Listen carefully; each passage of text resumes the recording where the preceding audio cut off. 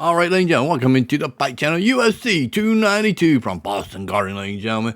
It's another bantamweight fight. Here come your way, ladies and gentlemen. Let's head to the arena for this matchup, ladies and gentlemen.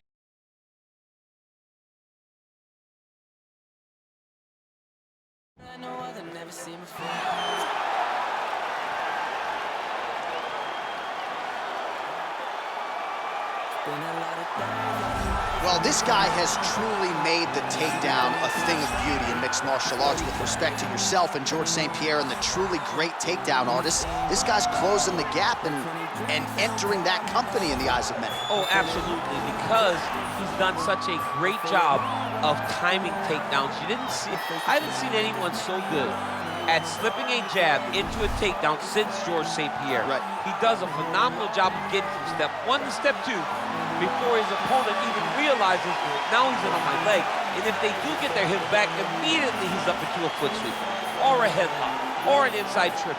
It's just so many different ways for him to get you to the floor that he will throw every single one at you every single time. And a lot of fighters talk about that wrestling maintenance and how hard it is, right, over the course of a career to continue to drill those things. He talks a lot about that, and that's why he's continued to realize success here in the UFC. Well, we probably trot out the term well-rounded in modern-day mixed martial arts more than we should, but this fighter certainly fits the bill. Oh, 110%. He can do everything inside the octagon. Where he is most comfortable is inside of that eight-sided structure where most men are terrified of being. But for this gentleman, he only wants to be there. When you try to wrestle him, he's able to defend takedowns. If you dare stand and strike with him, he can knock you out. He's got all the tools necessary to become a UFC champion. His first martial art, mixed martial arts, and that's not always the case. He believes that he should have a lot of advantages in this matchup tonight. And now our tale of the tape for this bantamweight fight. More than 5 years apart, with similar height and some differences in reach. All right, here now the veteran voice of the Octagon, Bruce Buffer. Ladies and gentlemen, this fight is 3 rounds in the UFC bantamweight division. Introducing first, fighting out of the blue corner. This man is a mixed martial artist, holding a professional record of 20 wins, 7 losses, and 2 no contests. He stands 5 feet 6 inches tall, weighing in at 135 pounds. Fighting out of Sao Paulo, Brazil, Pedro, the Young Punisher, Munhoz! And now introducing his opponent, fighting out of the red corner, a mixed martial artist holding a professional record of 20 wins, 8 losses, and 1 draw. He stands 5 feet 8 inches tall, weighing in at 135 pounds. Marlon Vera! And when the action begins, our referee in charge, Dan Mergliata. Dan Mergliata. Are you ready? Are you ready? Let's go. All right, so here we go, round 1. I can barely hear myself in this arena right now. 2 of the most dominant, well-rounded fighters in this division. I mean, these guys are the best of all of mixed martial arts. They can do everything when they're locked inside of the octagon. I'm so excited to watch the highest level of MMA on this Master of the transition. Nice scramble. Well, perhaps a sign of things to come as he lands a kick there. Nice kick landed by this gentleman. Oh, really using his reach advantage there with that land, DC.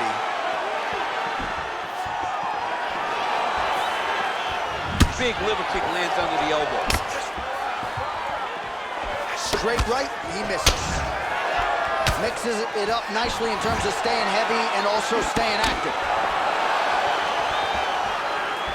Winded up on the right there to no avail. Big clinch position. Watch him get busy with that other hand. He's throwing every part of himself into these big leg kicks. Nice punch lands over the top. Oh, a little single collar. Nice scramble by him there. Takedown defense on point. He is a master in transition.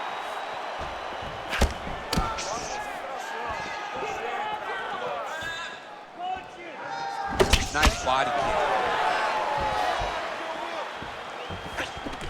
All right, he'll engage in a single collar tie. Oh, now he's got the tie plum, Daniel. If you're on the other side, what are you trying to do to get out of this potentially dangerous position? You got to start digging your shoulder to a side and then trying to shove an underhook. You cannot bend down to try to get out of Muay Thai clinch. Look at him whip his hip into that kick. And this might just be a matter of time.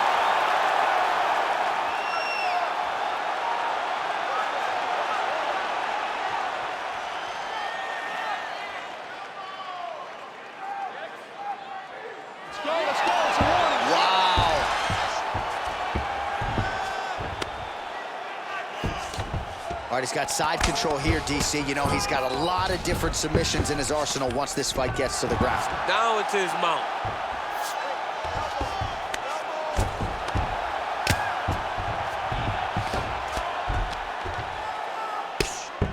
Crazy accuracy and efficiency with these ground and pound strikes here. And if you're the opponent, you got to intelligently defend or the referee's going to stop the fight. Got to defend, but you can see him now starting to gain posture, and the intensity at which he's throwing these ground strikes is starting to improve. It's starting to elevate because he knows that he can get the finish. All right, so inside the open guard of his opponent, you got to be careful playing around for too long here on the ground with this guy. Horn sounds for the end of round one. All right, a lot of high-level striking action in that last round. Daniel, take us through it, if you will. Tit for tat.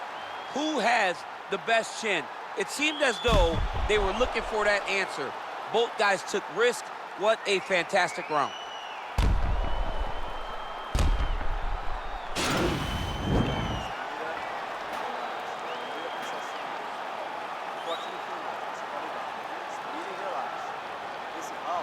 All right, second round now underway. I'm no analyst, but a little bit of a feeling out process there in round one. And that's a part of being in the octagon with someone that's so skilled. You cannot just go after those guns blazing. Both of these young men are trying to find the right moment to attack. Oh, man, this guy kicks like a mule. So hard. He kicks so hard. Every time you can see him drive his shin into his opponent.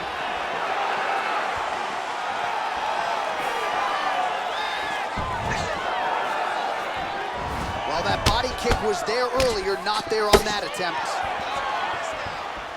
Ooh, head kick lands and he's hurt. And a nice job at least staying upright on that. Well, he has landed some good shots, DC, but really unable to string anything together in terms of solid combinations. It's because he's not committing to it fully. He throws his jab. He may float a right hand out there, but he's not really sitting down on the right hand. He really doesn't seem to have the intent on landing it. He's got to be confident that it's going to land, and he's got to really throw his whole entire body into those strikes. Oh, really exploiting his reach advantage as he landed the jab there, DC. And he landed the right hand there. Oh, nice slip there. It sounds simple, right? Hit and don't get hit, but this guy's defense has been sharp. Great action. And there's the double leg takedown.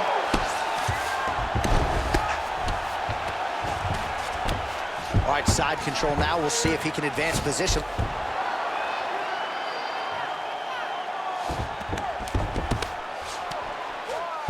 He's attacking the triangle. Triangle looks pretty tight, DC. I'm no Brazilian Jiu-Jitsu black belt, but maybe not good here. No, it looks like it's getting in deep. Watch triangle, watch triangle.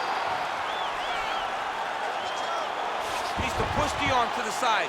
Get his head against the mat. Now watch, as he goes to the finish, watch his chest go to the... Oh, he might have got him with a choke.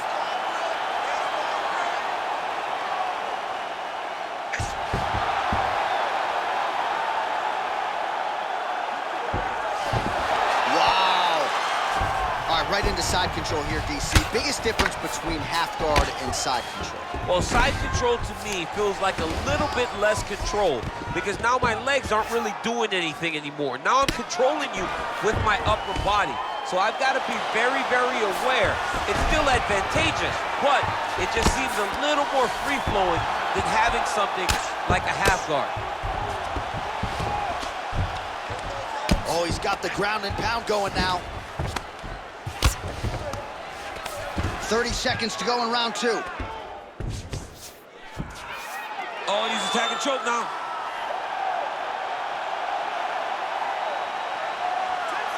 Oh, wow, oh! He should be defending right now. Oh, and there's the horn at the end of the round. How about this fight, folks? You see, he was nearly caught in a submission there right at the end of the round. Saved by the bell. So back to the stool. Mentally probably not in a great place here. We'll see if he can recover and get himself back into this fight. All right, so there's the horn. That means it's the end of the round. And get that man a singlet, man, right? Offensive wrestling on point tonight. That was a tutorial. That was every single takedown you could secure in a fight. He did it all the right way. He's beating his opponent to the finish before he can try to sprawl and respond. He's a step behind. If he's going to stop these takedowns going forward, he needs to react a little quicker. Well, we wondered earlier why there weren't as many body strikes. He's making up for lost time here. Shot to the body connects, and that bears watching. That's going to hurt this opponent. Big punch from the clinch. Single collar tie now. Now he's got the Muay Thai club. Nice body kick right under the elbow. Big punch lands over the top. How's he going to follow this one up? Oh, and he gets the takedown here. We'll see what he can do. He's gone. He's gone.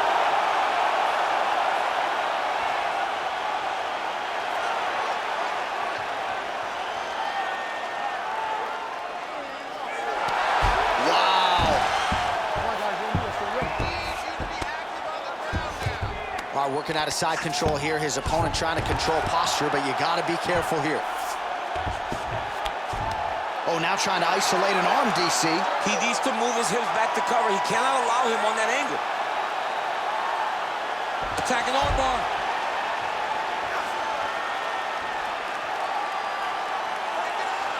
There it is.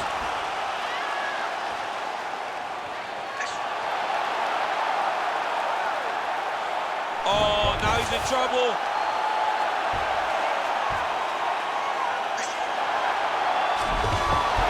The sheer will is really remarkable to watch.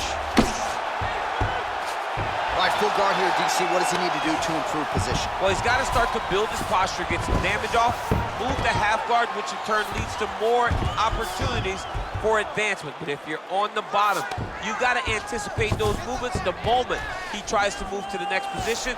You build a shield, get back to your feet, or dig an underhook to try to get a reversal or a sweep. Man, isn't it fun to watch this dude work on the mat? He's unbelievable how fluid he is in his motions on the mat. Well, he's more than content to work off of his back, DC, where he has been a magician in his UFC career. All right, working inside the now open guard of his opponent. Uh-oh. Throwing up the triangle. The guy on his back is very good at submissions, and if he's not careful here, he's going to get stuck, and he will have to submit. Oh, reversal here, DC. What a way to switch the position. Fantastic movement by the bottom fighter.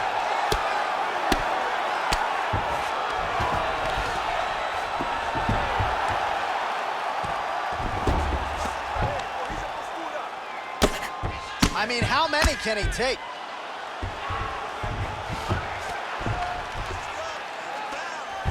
"20 seconds to go in the fight." All right, so pretty good damage here with the ground and pound. Nothing superficial about these strikes. They are intending to harm. Oh, yeah, he's landing very accurately, and he's landing to get damage off. What a fight! All right, so the fight goes the distance. We'll take a look back at the action, but should go his way given all he got done in the striking game. Yeah, he did a great job of landing at will, mixing up the target, doing everything that he's become known for in order to cruise to a very good decision. I know he didn't get the finish that he wanted so bad coming in here tonight, but he had a phenomenal performance, and he showed that he's one of the best fighters in the world. Ladies and gentlemen, after 3 rounds, we go to the judges' scorecards for decision. All 3 judges scored this contest 9-28. Declaring the winner by unanimous decision, Pedro, the Young Punisher Munhoz! Well, he did not get the finish that he certainly prioritized when we sat down with him at our fighter meeting, but a win is a win. He gets it done by unanimous decision. And he said he wanted to finish, but sometimes your opponent's not willing to play the game. In those instances, all you can do is control what you can control, and that's fight. All right, ladies and gentlemen, what a match that was, ladies and gentlemen, here from UFC 292. You like what you're watching here on the Fight Channel, go ahead and hit the subscribe button, hit the like button, and we'll have some more great UFC coming your way here really soon, ladies and gentlemen. See you then. Peace out, ladies and gentlemen.